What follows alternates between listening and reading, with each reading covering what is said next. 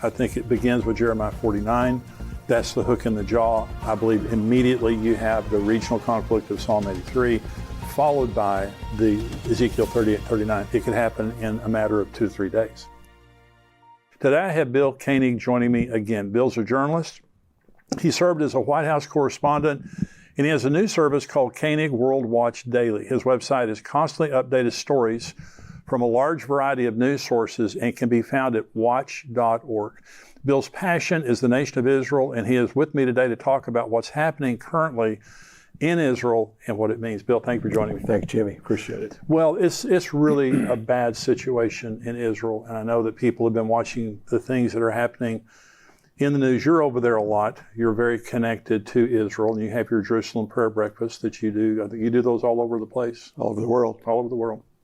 And so just kind of as an overview, what's going on in Israel right now from your perspective? Well, what is so problematic, very similar to what's happening in the United States. It's amazing how much Israel and the United States track politically, and the division that's taking place in Israel over the judicial reform is at a level never seen before.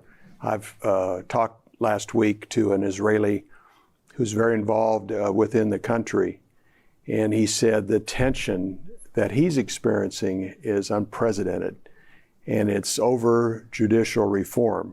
And unfortunately, the left, the liberals, want the court system that's very independent, calls a lot of the shots. And even there's not the check and balance system in Israel like we have in the United States, executive, legislative, and judicial.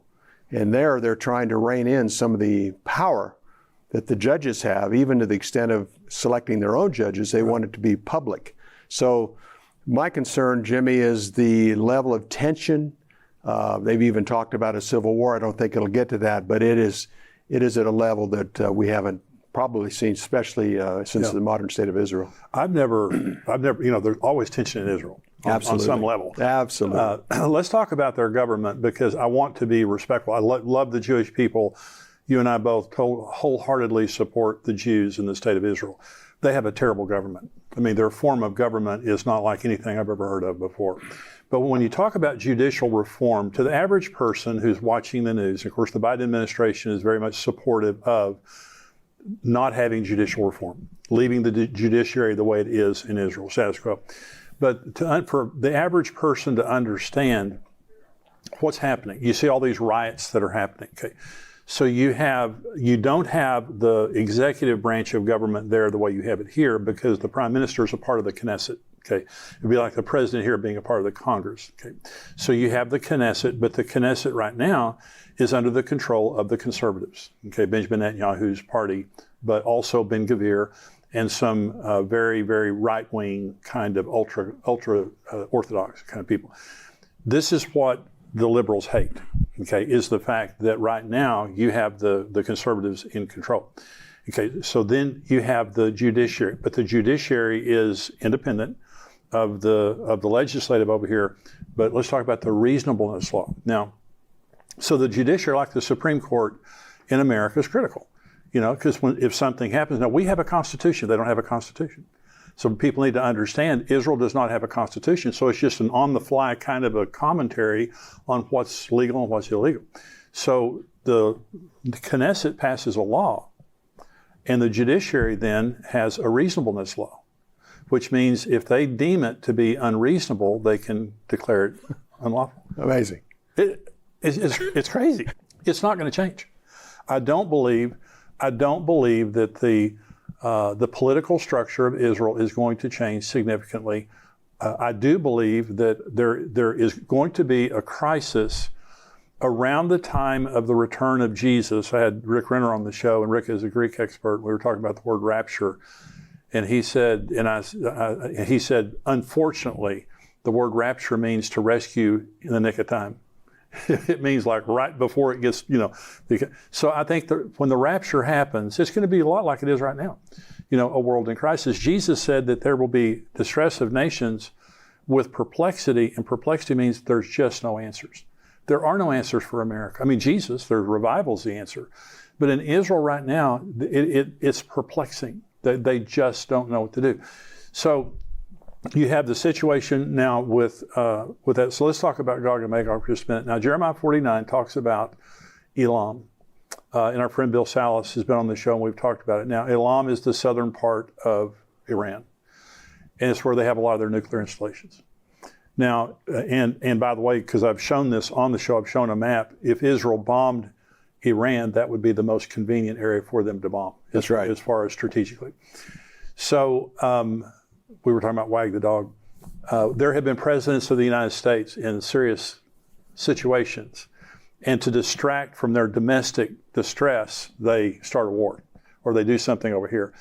I've heard, and this was in the Jerusalem Post, someone comment that this would be a convenient time for Netanyahu to bomb Iran. I want to remind you of our prophecy conference that's coming up September the 16th, and we've got Rabbi Jonathan Cahn. We have Ed Young, who is the senior pastor of Fellowship Church. That's where we're having the event. Dr. Mark Hitchcock, Billy Crone. We have Tony Evans, who is going to be a special guest for us this year, as well as myself. We're going to have a great day all day long on September 16th. That's a Saturday. That's also during Rosh Hashanah, the Feast of Rosh Hashanah. And you may have heard me teach before that I believe some year that the fulfillment of Rosh Hashanah could be the rapture. And I'm not dogmatic about it. Jesus can come anytime he wants to. But every year at that time, I just kind of start looking forward to maybe this is the year that Jesus is coming back. Now, Rabbi Jonathan Cahn is going to be speaking that day. He's going to be blowing a shofar, of course, him being Jewish, and he's going to be leading us in a special Rosh Hashanah service. It's going to be very, very special. So come and join us in person. Now you can go on endtimes.com. There's a little icon on the left side of the screen, a little world. Click on that. That'll show you on the right-hand side the prophecy conference where you can buy your seat. You can also stream live. And so go on there, come and be with us. Now we already have about 4 sections sold out in the building. So if you want a good seat, go on there right now. We would love to have you join us September 16th. I've heard, and this was in the Jerusalem Post, someone comment that this would be a convenient time for Netanyahu to bomb Iran. Yeah, I think that's speculation, but like we talked about, Jimmy, I mean, that's exactly what Bill Clinton did with the Lewinsky scandal and his desire for atonement. Yeah. He got in the middle of that Wag the Dog Kosovo war. I think that's always a possibility. And Israel's gift is preemptive. Right. In other words, not knowing when they're going to do something. So in some ways, it could be advantageous to Israel if they're near that red line to go ahead and make a move against Iran for their own protection.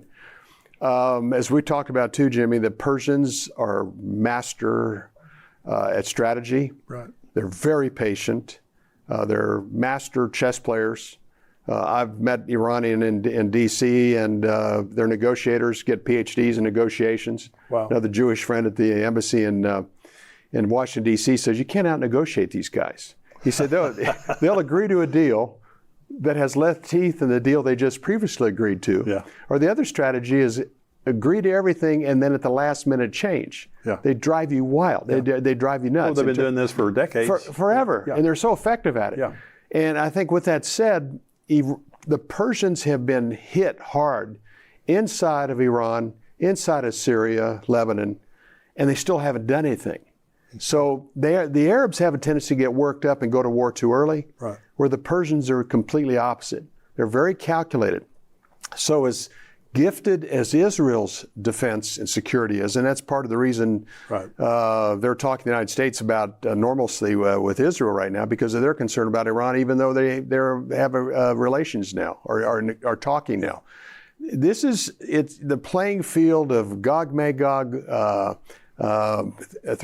39 and Ezekiel and also Jeremiah 49 is playing out right before our eyes. For guys like us, this is an exciting time. Yeah. It's serious, it's ominous, but boy, the pieces are falling into place. And at some point, the Prime Minister of Israel is going to have to make a difficult decision, along with the defense. When you start talking about reservists and others not willing to participate because of judicial reform, that's a very precarious, dangerous time for a country that needs to be war ready and not a division within the defense industry. Well, they had a military exercise last year, I think it's called Chariots of Fire, was all of their military branches practicing bombing Iran. And by the way, America was a part of that. They put 5 billion shekels in their budget, I think it was last year, maybe this year, to bomb Iran. And then to respond to when all the proxies of Iran go crazy after they get bombed. And so the Jeremiah 49, the Elam, and this is my opinion, but what I believe is going to happen at some point, Ezekiel 38, God says, I'm going to put a hook in your jaw. And in other words, this is going to be my decision, not your decision. Amen. I'm going to provoke you into doing what you're going to do. Right. It's going to be.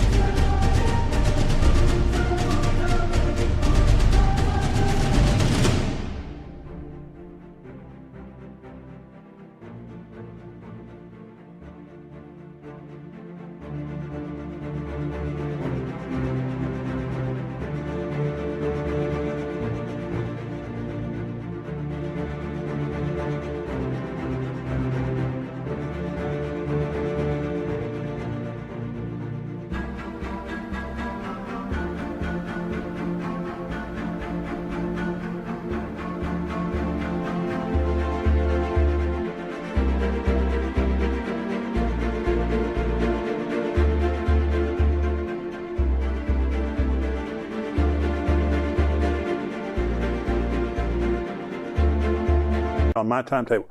So the hook in the jaw was an animal hook. And so when you had a stubborn animal that wouldn't do what you wanted to do, you put a hook in its jaw and you drug it around like a donkey. Well, that's what this is. So God says, I'm going to put a hook in your jaw. Well, if Israel bombed Iran, it would be the most provocative thing they could possibly do.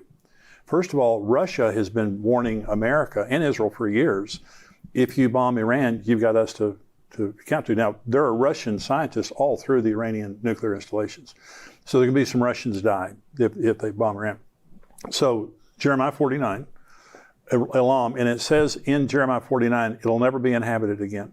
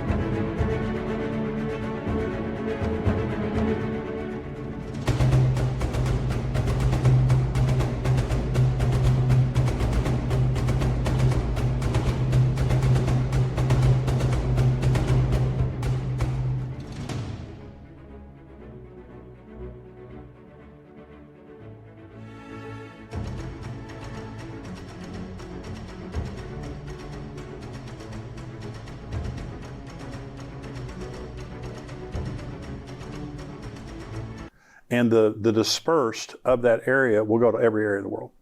Well, that's a major nuclear event.